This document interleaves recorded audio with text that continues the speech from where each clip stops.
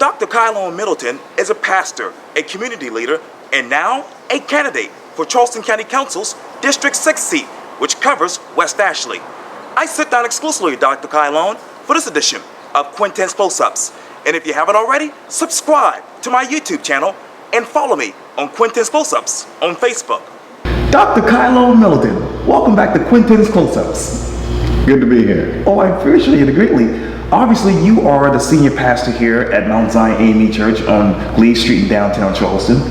You are the former leader of the Illumination Project, and we know that you are involved heavily in this community. Yes. But now I understand that you're running for Charleston County Council's District 6 seat. Yes. What got you from being a pastor and a community leader to now saying, hey, I want to be a Charleston County Council member? Well, I'm still a pastor and I'm still a community leader, and because of that, I want to be a member of Charleston County Council. Oftentimes, we're pushing and fighting for change from the outside, and definitely being an outside agitator, pushing against these systems based on some of the corruption and injustices and inequities that exist within them, don't necessarily automatically change, and certainly individuals who are in those areas may not necessarily be moved. And now it's time to have a seat at the table so that we can be a part of those systems, a part of those entities, and make change occur from the inside. And so being running for District 6 County Council seat becomes a natural sort of progression in community service. I want to pick up where Barney Blakely of the Charleston Chronicle left off on Wednesday, and you said this to him, quote, "My experiences in organizational leadership and administration, both as a school administrator leading dynamic complex organizations and as a pastor leading large congregations, have provided me with the skill sets, deposition, and knowledge base to be an effective member of county council." What is your knowledge of District 6 right now?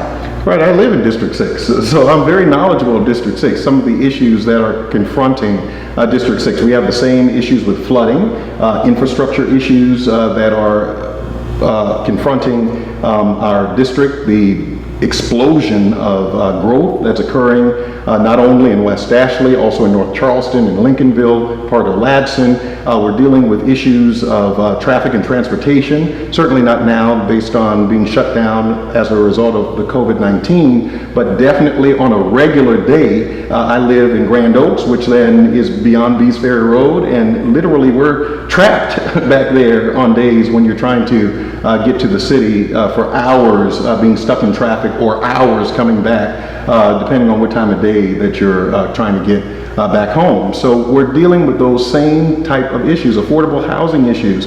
Definitely more and more houses are going up, even in the West Ashley, in the North Charleston areas. Certainly now even Ladson, is exploding, these bedroom communities with growth, and housing has to be affordable. Individuals who work here and individuals who, are in and around these areas need to be able to afford to live here. And so I do know those issues because I live in the district, and those issues are ever present with me every day.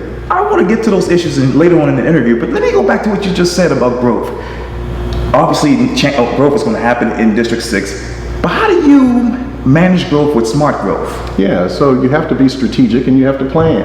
And so growth is happening. We've seen growth astronomically, exponentially occur in this greater Charleston region. And therefore, we have to plan and we have to be strategic, short-term, long-term, about managing, that growth. When I grew up here, I grew up right downtown Charleston, east side, as a boy. These are the same streets. Nothing has been widened. There's no traffic mitigation.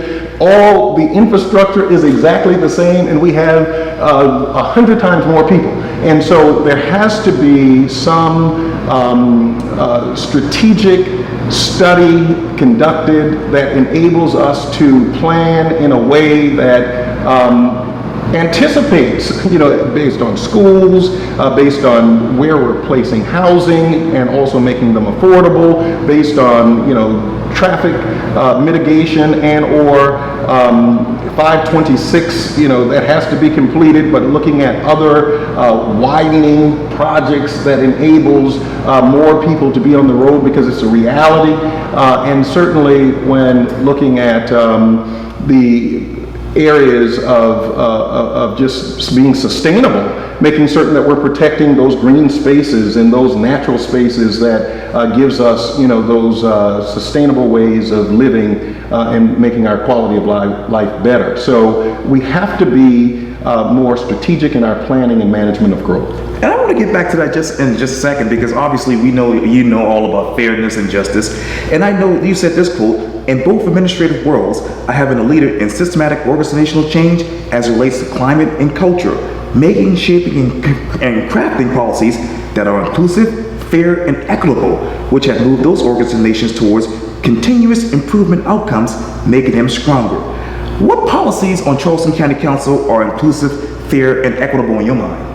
Well, we do have, policies that are fair. I mean, I would never say that, there are policies that exist now that are not necessarily, we pray that, when you look at, policies that are relative to, not directly with housing, but providing funding opportunities for housing, for providing, those areas that enable individuals to access government in a way, as it relates to your property, ownership, as it relates to your trash and, sanitation. You pray that those things are equitable and fair, and we also recognize that there are areas where, there may be bias injected in the sense of individuals who may be the human resource element in those areas that decide that this community gets more trash pickup or more sanitation than this community. Or when we're looking at landfills, or we're looking at bigger,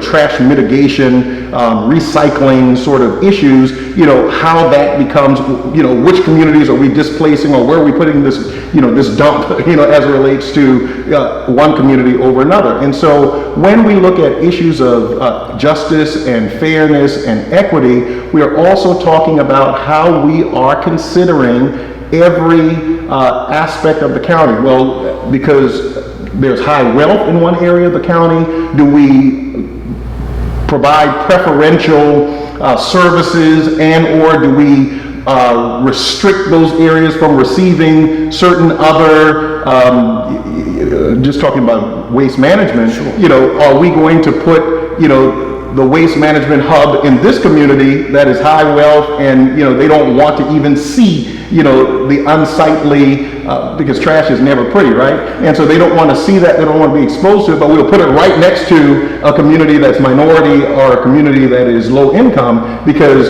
we don't really care what they think, and so those kind of unconscious, implicit areas that we need to be more intentional about addressing. That's what I'm talking about. And when we also, I guess on a common level, look at areas that have been neglected. Lincolnville, I have family members that live in Lincolnville. Lincolnville is a part of District 6, and there are other areas like Lincolnville. I'm not only talking about Lincolnville, but I'm using Lincolnville because Lincolnville is in Charleston County District 6. I mean, from infrastructure issues as simple as water and sewage, right. Those kind of issues where they're buying it from different municipalities and not even making any kind of profit as it relates to further support the staff that's necessary to keep those kind of services going. And so where is the equity in that? Where is the equity in making certain that we are providing streams of funding that makes all of these different areas or municipalities whole? Where have we mitigated those infrastructure issues to make certain that flood management is addressed in areas? So certainly I know where I live, that's always an issue and a hot button item, and it will be taken care of. Why? Because it's Shadow Moss, it's Hunts Club, it's Grand Oaks, it's that Church Creek Basin. But what happens in areas that are not as affluent, and areas that are not necessarily as areas that are not that don't regularly get that attention? So somebody has to be mindful and remind the entire council that we need to be equitable. We need to make certain that we're fair in our carriage of distribution of resources across the county. That stream of funding, how much would that be coming to Lincolnville if you were to be a council member right now? Well, we have to look at the total budget. So proportionately, I don't know, a dollar number that I could say would go specifically to Lincolnville, but I can tell you one thing, Lincolnville would be on my radar, and Lincolnville, based on what piece of the pie they deserve to have, they would get it. And let me get back to quality of life, because I want to know this. What systematic organizational change would you make when it comes to quality of life in District 6? Well, when you look at, parks, you look at sidewalks, you look at those kind of areas that enable us, bike spaces, when you look at areas that enable us to kind of live in a way that we can, be able to recreate, we can be safe, in our ability to kind of our livability, getting out and being active, in our communities. Those type things immediately I would talk about. And then certainly livability issues like, policing and public safety, looking at EMS and those emergency services. How soon, if something happened to me, how close is the nearest substation or the nearest hub, for emergency services, that those things can access me in a way that would cause, my life to be saved or spared, or my house not to burn down, if indeed, those areas were fully funded and they were strategically located in communities that enabled us to have, equidistant, kind of access, so that those services could be afforded, proportionately to everybody. But looking at those kind of quality of life issues that just make our lives better, things that we see, and then things that we don't see that are happening behind the scenes that just makes us safe. Speaking of safe, let me get back to public safety. You just talked about that. How bad or good is that for the folks in Lincolnville? So again, when you are in an area that really, this district is so weirdly drawn, right? And so all of these districts, I was talking to somebody else who said that their district was so gerrymandered that it was almost impossible, to kind of navigate in just a reasonable sort of way of thinking about it. But, when you look at how Lincolnville becomes almost like an arm, an extension of the district, it seems to be easy to forget that they are part of Charleston County. And until I ran for this district, I'd been to Lincolnville 1,000 times, but never realized, that, I realized that it was in Charleston County, but even more realized it was in Charleston County when I was running for this district. And so, but when you look at far outlying areas like that are part of a district or part of a county, it's easy to think that they're in Berkeley County. It's easy to think maybe that they're in Dorchester County. It's easy to think that they're not in Charleston County, and as a result, it's easy for others who may not have them on the forefront of their consideration to forget that they exist. And so to also include those services, so it may be quicker for Berkeley County to get to Lincolnville before Charleston County gets to Lincolnville, but we need to make certain that there are services afforded to those areas that may not necessarily be in the central hub of the county. Let me turn to another issue in your district, FEMA homes. How many people have sold their homes and moved out of District 6 in the past 2 years in your mind? I have no idea what that number would be, but I know that I see for sale signs all the time. In my neighborhood, I see for sale signs, and then certainly in other parts of the county, as many people are moving in, people are always moving out. And so I don't have a direct number, to report, but I can see that there's turnover in transition. And speaking of which, let me talk to you about the tax revenue. Obviously, that's the way the government is able to function. I love our taxable numbers, but how much tax revenue has District 6 lost over the past 4 years in your mind? I don't know specifically the number of dollars that District 6 has lost. So maybe you can, kind of help me understand that, and I'll do some more research on those lost numbers based on District 6. I do know, that we have lots of industry We have a police forensic station coming. We have lots of areas being developed and built in and around, West Ashley, in North Charleston, and sparsely in the Lincolnville, Somerville, Ladson area. And so there are hopeful signs, but I would have to look at those lost numbers. Let me stay in West Ashley because the SCDOT is currently working on several projects that will affect the district. The project also adds a flyover at Magwood and Glen McConnell. The 526 corridor project is $1 billion plus project, and adding the second flyover will cost approximately $20 million. Why is a flyover crucial now?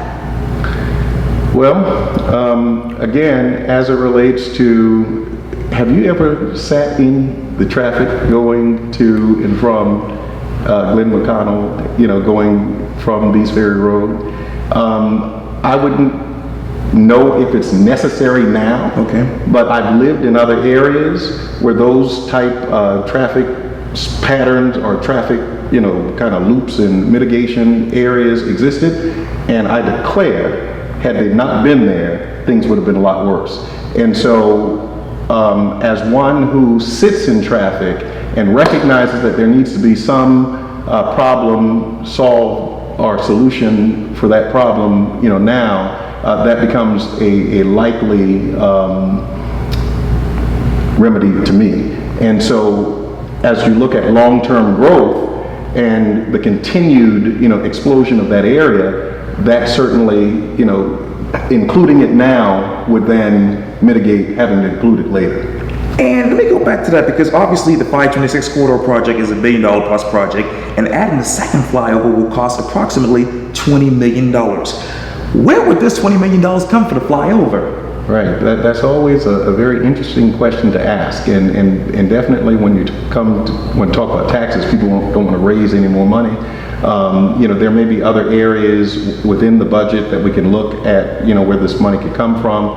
Certainly we would not take it from the rapid, transit, considerations as it relates to creating some rapid transit system that improves our ability to move people from one area of the county to another, and also to make it affordable and equitable for those who can't afford like the Carter system, these transfers and long waits, and then, just the dollars it costs, to just get on the bus. And so I would feel that there should be areas that we can truly microscopically look at in the budget to see where we could then, have areas of cost savings that could contribute to this. And then, if all else fails, appeal to infrastructure bank even the more, to give more credibility to why this project is so necessary. But there has to be ways that we could look at that budget and find those funds to make that happen. 526. The taxpayers, according to people who are against the project, did not agree to use the sales tax increase funds for this project. However, the proponents of the expansion say that this is not true. What in your mind did the taxpayers agree to, and what they didn't agree to in your mind? So they did agree to not using those funds, for that expansion. They agreed for those funds to be used for areas of, rapid transit, and to look at other areas of mitigation, so that this transportation sort of remedy could be, going into effect that would ease, some of those burdens. And so I think that there has to be transparency. However monies are used or spent, there has to be transparency in the way that those funds are used, so that individuals will know specifically, especially as it relates to a sales tax, it was sold, for lack of a better word, based on one thing, and then now we're seeing that it's being used for multiple things. We cannot breach people's trust in that way. So I would not be a proponent of using monies from sales taxes that we have earmarked for one thing for everything. What would you reevaluate when it comes to 526? Well, I would definitely look at the environmental impact of what 526 would mean, especially as it relates to those barrier islands, those natural areas. I would look at, what it would do. There may be rare and precious, wildlife and species that, I may not be aware of that would be, detrimentally impacted, if their, habitats were disturbed. And so those would be things that would need to be mitigated. I would also look at eminent domain issues, who then loses, whose property, becomes the casualty or collateral unintended, consequence in the acquisition, so that this can actually happen. And so I would look at those issues to make certain that that they're not negatively impacting individuals in such a way that, again, it would just not be good business. Let me turn over to the Church Creek Basin. Obviously, that's part of your district, and a large portion of those homes run along the Church Creek Basin. And obviously, they've been built. Some homes should not have been built in some people's minds. And I know FEMA is currently buying out homes like the ones in Bridgepoint and Shalimar because they have filed claims for flood damage upwards of 5 to 6 times. How would these FEMA projects impact the residents 10 years from now? Well, again, we have to fix the flooding issue. And if there's not significant mitigation as it relates to drainage, you can rehab a home and resell it, but that's not going to change the fact that it's going to flood again.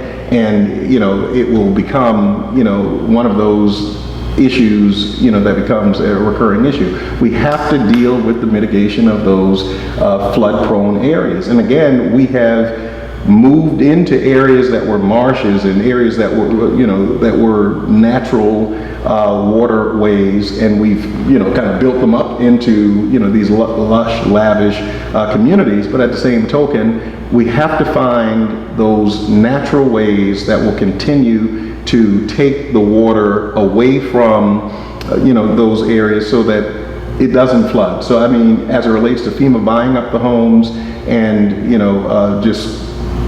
it's not going to change the flooding patterns. How many of those FEMA homes have been built that should not have in your mind? Well, I would have to do a study and evaluation of the number of FEMA homes. And when looking at, I've seen studies of other studies, especially in, that Wapu Road, Stono Park area, these homes that were built in like bowls, and they knew, meaning those who were engineers and contractors and even city planners and county, persons, so there are some things we know on the front end. And so when these things actually start happening, it shouldn't be a shock. And so there needs to be integrity even in building and licensing, in permitting and allowing people. And this is what I'm talking about when I said earlier about equity and fairness and inclusion. When we know, particularly those adverse effects or those adverse reports as it relates to some of these areas that are being studied for development, we have to receive those, and we can't be so hungry to develop because of the revenue base it will generate. We have to look at the long-term effects or the impacts that these particular projects would have. And so if we don't really, with fidelity, manage those things on the front end, we will always deal with issues like, those homes that are literally underwater, at certain points, that like we're dealing with, in that Church Creek basin. And I might be redundant, but what is responsible development? Well, responsible development to me becomes, looking at every impact, studying, the ways in which, environmentally, just structurally, the way in which those particular developments will impact. So you can throw something up anywhere, but will it be sustainable? Will it be something that would be able to last, over time? And so, when we look at the immediate return, long term, will that be able to hold? And so we have to come to a place where we recognize that when we, receive these impact studies, when we receive these reports that, have red flags, kind of being thrown glaringly, we have to see those, we have to recognize those. We cannot just roll, swiftly through them without truly mitigating all of the risk to make certain that we are not biting off more than we can chew, because we'll pay for it later. What incentives would you hope the developers will bring to your district as far as development and housing? Well, again, parks, natural green spaces, some sort of trade-off as it relates to affordability. They should also have skin in the game. If they want to develop in these areas, they should, contribute to the livability of that area. They should also collaterally improve the quality of life of people in that area. So it's more than just throwing up a community, but then what have we done to make certain that there are appropriate parks and green spaces and bike trails and other things that developers can also include in their plans that make for better communities. A better community. When you talk about development, and obviously you talk about District 6, there's always that talk about fill and build. Is that ideal for your district? I'm not a proponent. I'm not a big fan of that, because again, when you look at the long-term effect, I'm from Charleston. I remember when they filled Harmon Field, and because it used to be like a landfill, and now they're developing and building off, and so you just don't know. Specifically, because you still have, those waterways that continue to, you have not, if it's a creek or a stream, you don't get rid of those just because you fill them and you build on top of them. And so we really have to find ways to keep our natural resources protected and to make certain that we are building in a sensible, sustainable, responsible way. Let me turn to affordable housing. What tax credit would you ask the county for as far as in regards to affordable housing? Well, again, I'm on the housing, affordable housing committee here in Charleston, and sit on several different areas of affordability in the city, at least, and so I would have to ask for tax credits, for affordability, because when you look at and then we have to ask, in many cases, what is considered to be affordable. So we have to make certain that, our firefighters, police officers, teachers, those who make below a certain salary can live in those same types of developments, that their quality of life could be equally as strong, with new development. So I would ask for a fair amount of tax credits. I'm not going to throw a number out, but I would ask for tax credits for affordability so that we also have areas that we can begin to have planned growth for those who are not in certain income brackets, and they can still have good lives. Is it affordable housing? Is it attainable housing? Or is it workforce housing in your mind? So, again, whatever label we use, because we cannot have haves and have-nots. We cannot have, areas of affluence and high wealth and not consider individuals who are really working day to day just to make their lives better. And so we have to have homes and dwellings where individuals can lay their heads at night and they can live in safe, vibrant communities, and that helps them to thrive. And so I wouldn't call it workforce housing, I wouldn't call it attainable housing or affordable housing, I would call it quality housing. Let me turn to opportunity zones. Do you look at opportunity zones as opportunities or as restrictions? Well, they can be opportunities, and so if they are supposed to be opportunities, particularly for those like Spring Street here, is an opportunity zone, and I remember growing up where we had lots of minority businesses on Spring Street, right? And so now if we are then creating opportunities, particularly for those type categorical businesses to come back, then that becomes prime, and it's not restrictive. It does become restrictive when individuals don't fit in certain categories, and we cannot reach at least even the floor to be given the opportunity. So that's where we would have to have education awareness. That's where we would have to build capacity. That's where we would have to strengthen individuals who are small business owners, minority businesses who are attaining or striving toward those opportunities, to make certain that they're contenders and they can receive that very same opportunity. How will you make certain that there's accountability when it comes to investments reaching your district? Yeah, because I mean, you have to be transparent, we have to be honest, we have to be open. I'm talking about strong moral leadership, right? So I would be the moral compass, making certain that, somebody's pointing to doing, what's right. And so that is where the accountability would come in.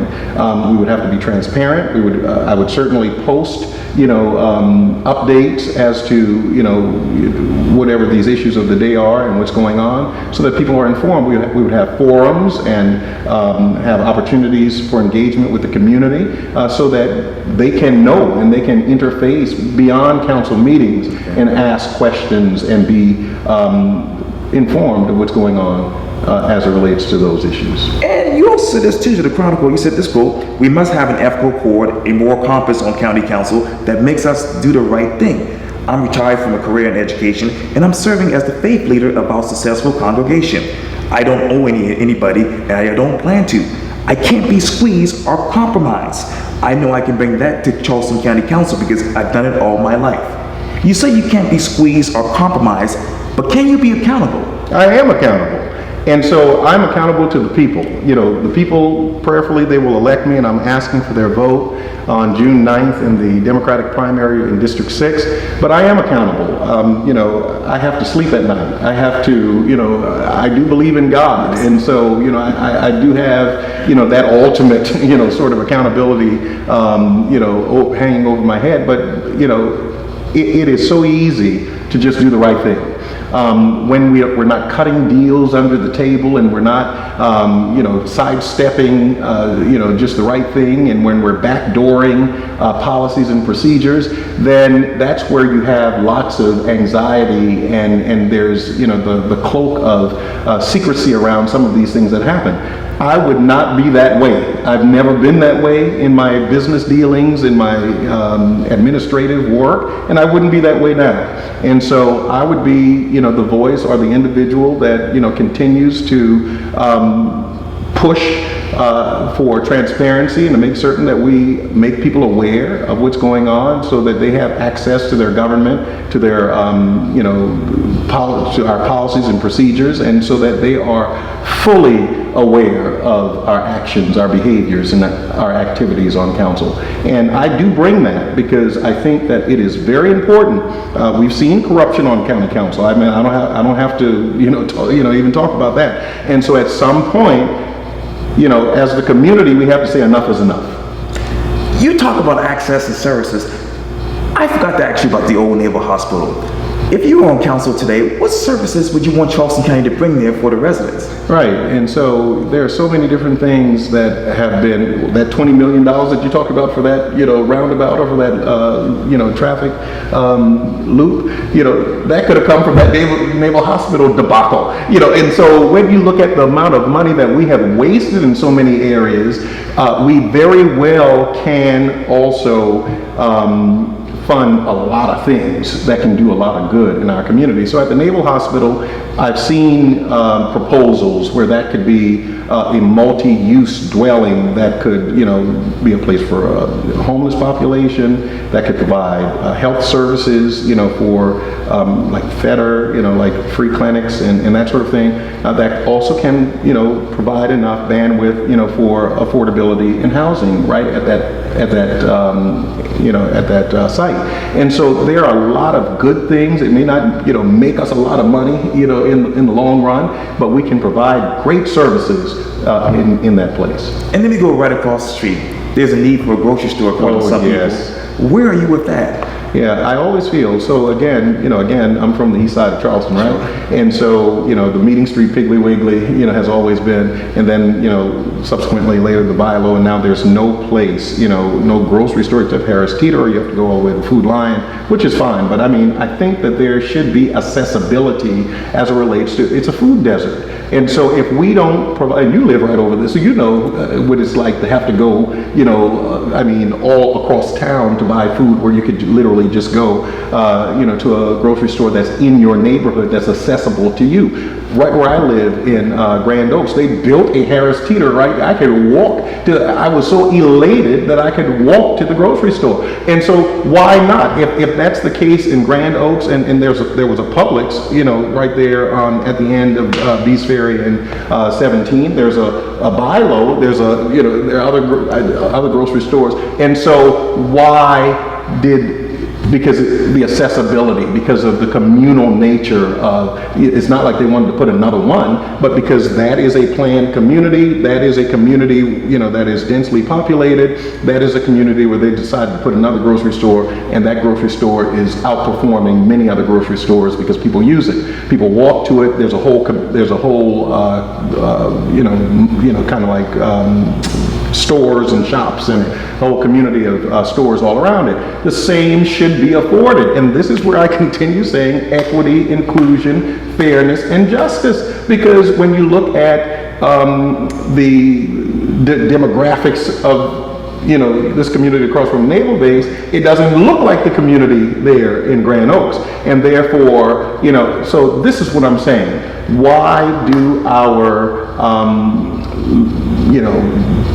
other components of our community not receive the same advantages, the same services, the same considerations as other communities? I mean, there are 3 grocery stores off of Beast Ferry Road. 3. And so take your pick. And those folk who live on that Rivers Avenue stretch, they should not have to go all the way, literally almost to Ashley Phosphate Road or wherever, in order to encounter a grocery store. Dr. Kylon Middleton, thank you so much for your time. And again, welcome back to Quintin's Close-Ups. Good to be back. Well, thank you greatly. Thank you. Yes, sir.